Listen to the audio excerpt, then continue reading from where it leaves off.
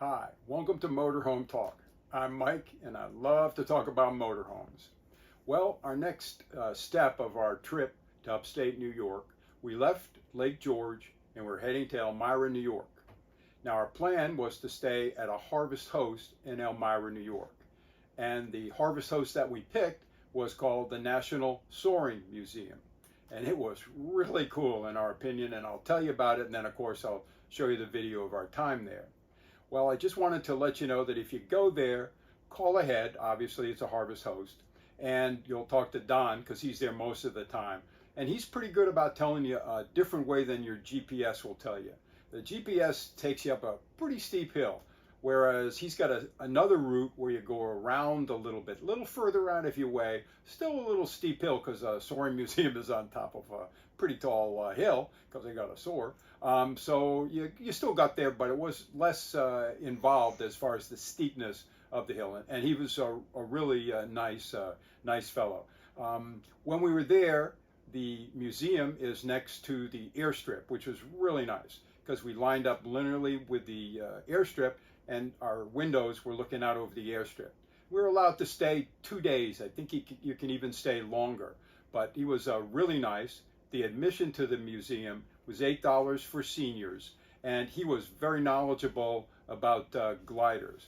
And the really cool thing was on our last day, the skies cleared because there had been a lot of smoke from some Canadian fires, and they started launching gliders, which was a lot of fun.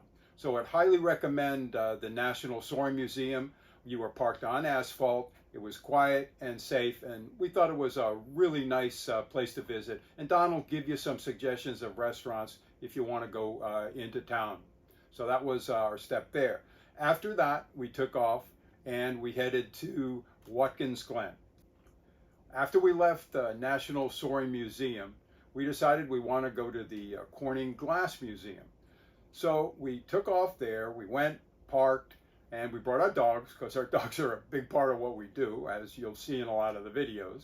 And we found a nice shady area. We cracked the windows, put water out in the car, and we're wandering into the museum where my wife said, "Mike, look at that big sign over there." So I looked at it and it said, "Do not leave animals unattended in the car."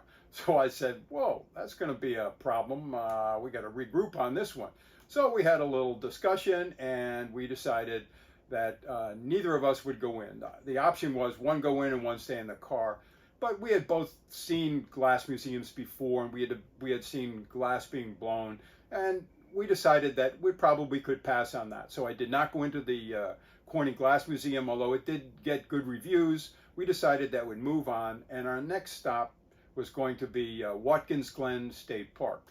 Now, the deal with Watkins Glen State Park with dogs is we called because when I was looking online, they said that they weren't dog friendly or something, particularly if you went to the main entrance. So I called them and I talked to them, and they were very, very explicit about not going to the main entrance, going to the south entrance if you had a dog. Apparently, they had an accident with a dog and a dog died down in the gorge, so they absolutely positively will not let you take a dog down in this gorge. So when we got to the south entrance, lady was real nice, but as soon as she saw the dog, she said, "No, you can't take those dogs down the gorge." And we said, we're not gonna, we just want to walk around the park. So she said, fine, got much friendlier. And then we went in and we wandered around the park. It was a very nice park, lots of different paths, very nice. And then they had a nice little picnic area. So we sat there and had a picnic, and then we decided that we'd head out and we wanted to go to Watkins Glen downtown. So we went to Watkins Glen downtown, and you'll see those videos coming up. Thanks. We left Lake George today, the Lake George RV Resort, and we are now at the National Soaring Museum in Elmira, New York. It's a Harvest Host. It's our second Harvest Host. We haven't stayed at that many. It's a very lovely building, and we got in and talked to the fella that runs it, and he was very, very helpful. And normally they do soaring here, and you can take a soaring ride if you wish. The views are spectacular, he says. However, there's cloud coverage today because there's smoke from Canadian fires. So The view isn't quite as good as it normally is, but the facility looks good. I'll take some pictures tomorrow. And it's going to be a quiet night, hopefully.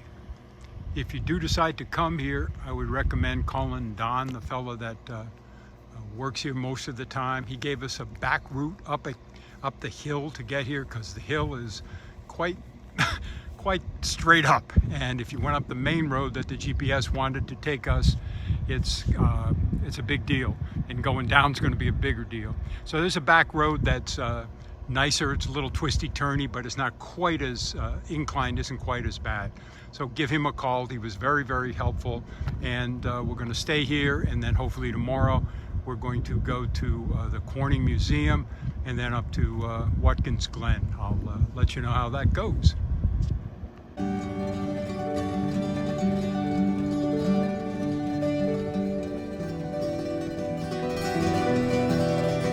Before the winch truck, they used bungee cords pulled by humans to gain speed to launch the glider. And this is a room that shows the history of gliders and its modeled aircraft. Very nicely done at the Soaring Museum in Elmira.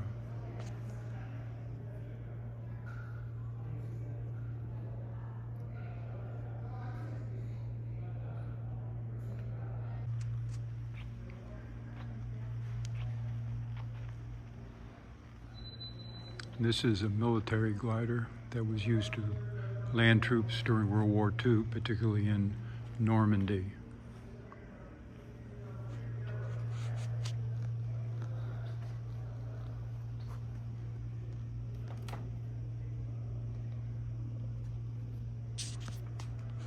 Very nicely done.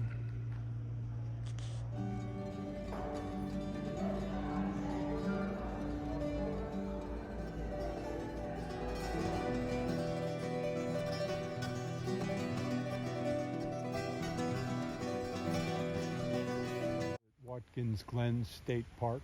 We had to come in through the south entrance.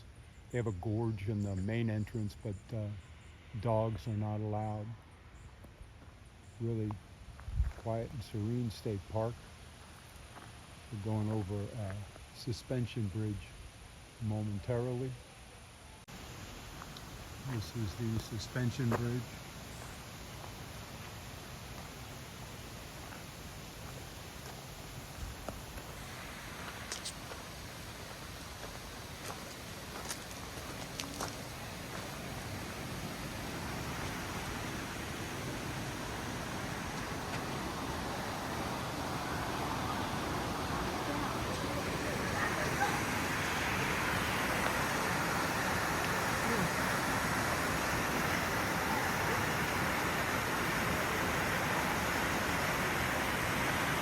Watkins Glen, right on Lake Seneca. There's the marina.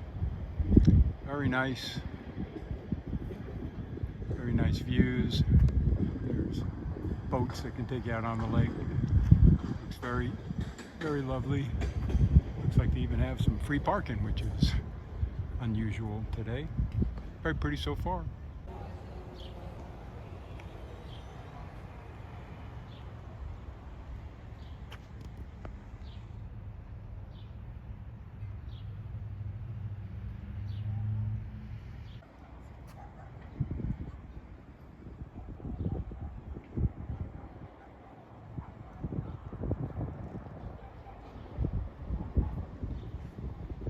Niagara Falls, American Falls.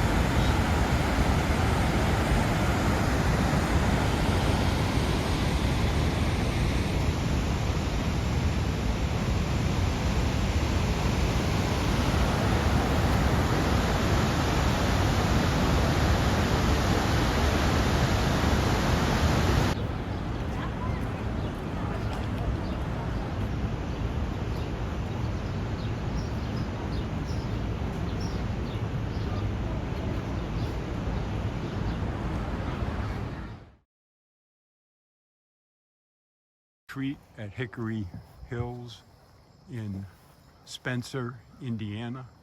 Spent the night here. It's right off I-70, down about 8 miles. It was a nice place with the exception of the roads in. Roads in are very, very narrow. And to get out, you have to go on the grass. And you can see how narrow the roads are for any kind of a rig, let alone a big rig. So we had to swing way out on the grass. And the problem is that the grass has wet spots, and the wet spots have clay under it, and the clay encases your tires. So I spent 45 minutes cleaning the caked clay off my tires. And the problem also is that the pull-throughs are at a 90-degree angle instead of angled. So that's an issue. So I don't think we will be back. Just thought I'd pass this on. This is where we stayed. We're on our way to Newell for a few small repairs, mostly audio-visual things, but they needed to get repaired. This is the landing hub. It's a Harvest Host that we stayed at off of 44 in Pacific, Missouri, and it's nice. It is close to the Interstate 44. There's 44 behind. Took a little time to get here. There's a Six Flag exit, and it got a little busy there, but then it got quiet and country. But it was a nice overnight, kind of an unusual hotel. They had no receptionist or anything. You do everything online. Don't quite get the whole deal, but it was very nice. Just thought I'd pass it on. Okay, well, that was our trip in upstate New York. Now, I was thinking about one thing that kind of bothered me a bit on this trip, and I'm just asking anybody that's watching if they have any suggestions on how to get around this. Considering I'm new to driving a 45-footer and I'm new to pulling the Jeep, when I call for reservations at a campground, I'm real specific about saying coach 45 feet, pulling a Jeep, whole deal's about 63 feet long, and I'm 13 feet 6 inches tall. Can you accommodate me? Your post says you accommodate big rigs. Oh, sure, no problems. Got you a real big spot. Well, on this trip, it seemed every time I pulled in, I got a short spot, even the pull-throughs. And I was there, and I looked around, and they had bigger pull-throughs down the road a little bit. One place we stayed at, I think it was NTR in Niagara Falls.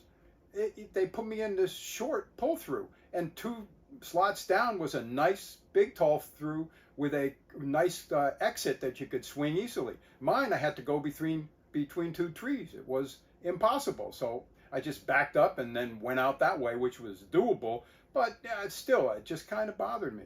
So if anybody has any ideas about a way to let these people know that I have a big rig, and you say big rig friendly, can you accommodate me or not? Let me know, because I'm sure there's a lot more experience out there than me, and I'm curious on how everybody else handles it. Well, I hope you enjoyed what we did. We certainly had a good time, and we'll be trying to do more adventures, and I'll share them with you as we go. Thanks for watching. Bye.